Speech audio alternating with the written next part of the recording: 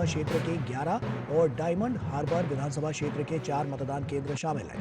मगराहाट पश्चिम के बहिरिया कुरकुरिया FP school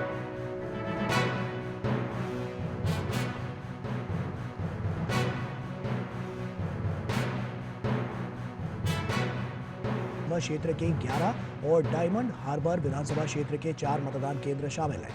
Magrahat पश्चिम के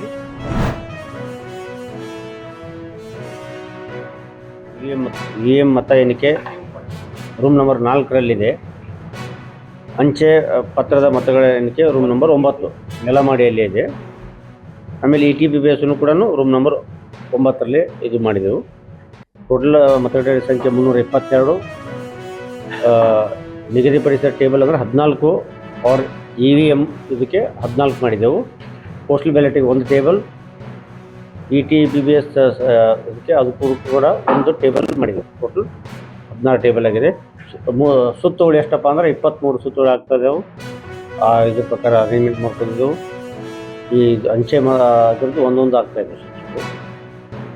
ಪ್ರತಿ ಮತಕ್ಷೇತ್ರಕ್ಕೆ ಅದು 14 ಟೇಬಲ್ ಹಾಕಿದೆವು. ಪ್ರತಿ ಟೇಬಲ್ಗೆ ಒಬ್ಬ ಕೌಂಟಿಂಗ್ ಸೂಪರ್ವೈಸರ್ ಇರ್ತಾರೆ, ಒಬ್ಬರು ಕೌಂಟಿಂಗ್ ಅಸಿಸ್ಟೆಂಟು, ಒಬ್ಬರು ಮತ್ತು ಮೈಕ್ರೋ ಅಬ್ಸರ್ವರ್ ಕೂಡ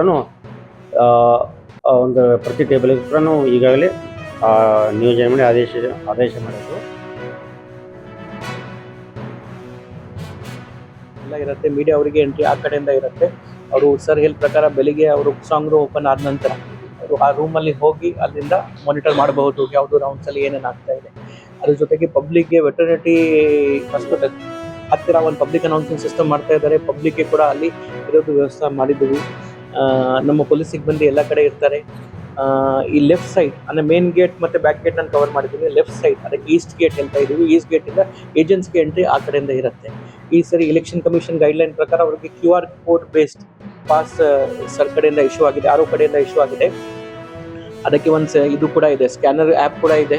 ಅವರು ಪಾಸ್ ಆದ ನಂತರ ಅಲ್ಲಿ ಗೇಟ್ ಕೌಂಟಿಂಗ್ ಗೇಟ್ ಅಂದರೆ 3 ಕಡೆ ಚೆಕ್ ಆಗುತ್ತೆ. ಫಸ್ಟ್ ಕ್ವಾರ್ಟರ್ನಲ್ಲಿ ನಮ್ಮಲ್ಲಿ ಚೆಕ್ ಆಗುತ್ತೆ. ಸೆಕೆಂಡ್ ಸ್ಟೇಟ್ ಆರ್ಮ್ ರಿಸರ್ವ್ ಅವರು ಇರ್ತಾರೆ. ಥರ್ಡ್ 3ನೇ ಕ್ಯಾಟಗರಿಯಲ್ಲಿ CAPF ಅವ್ರಿಗೆ ಇರ್ತಾರೆ, ಅವ್ರು ಚೆಕ್ ಮಾಡ್ತಾರೆ. ಅದ್ರ ಜೊತೆಗೆ ಸರ್ ಈ ಸರಿ ಹೊಸ ಗೈಡ್ಲೈನ್ ಏನಿದೆ, ಅವರು QR ಕೋಡ್ ಕೂಡ ಅಲ್ಲಿ ಸ್ಕ್ಯಾನ್ ಮಾಡಿ ಚೆಕ್ ಮಾಡಿ ಒಳಗೆ ಬಿಡಬೇಕು.